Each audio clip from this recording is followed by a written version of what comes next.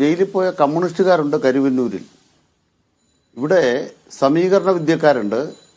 പിന്നെന്താണ്, സത്യം തേടുന്ന കുറെ സത്യാന്വേഷികളുണ്ട്. നുണ നിർമ്മിച്ചിട്ട് വലിയ തത്വം പറയുന്ന വീരന്മാരുണ്ട്. എന്താ പിന്നെ എന്നാ സെൻട്രൽ ലെഫ്റ്റ്, സെൻട്രൽ ലെഫ്റ്റ് അത് ഞാൻ കേട്ടു. അത് വഴിയേ അറിഞ്ഞോളൂ. എന്ത് പ്രത്യേകതയാ കരുവന്നൂരുള്ളത്? കരുവന്നൂർ മാത്രം എന്തോ പ്രത്യേക ഒരു സാധനം. നമ്മുടെ സെൻട്രൽ ലെഫ്റ്റ് വീരം പറയുന്നത് കേട്ടല്ലോ. എന്താണ് കരുവന്നൂരിന് മാത്രം എന്തോ പ്രത്യേക ഉദാത്ത മാതൃക.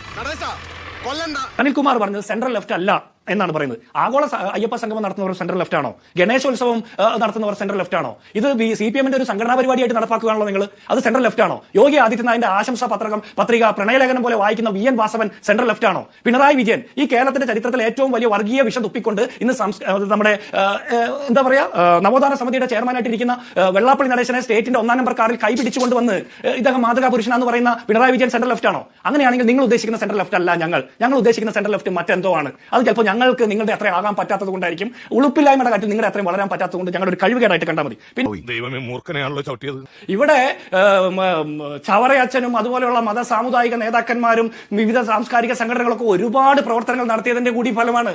അനിൽകുമാർ പറഞ്ഞ പോലെ മലപ്പുറത്ത് പോയി മുസ്ലിം പെൺകുട്ടികളുടെ തട്ടം മാറ്റിയത് കൊണ്ടല്ല ഇവിടെ നവോത്ഥാനം ഉണ്ടായത്. ഇവിടുത്തെ നവോത്ഥാനങ്ങളെ നരബലിയിലേക്ക് തിരിച്ചു കൊണ്ടുപോകുന്നത് പിണറായി വിജയന്റെ സർക്കാരിന്റെ കാലത്താ.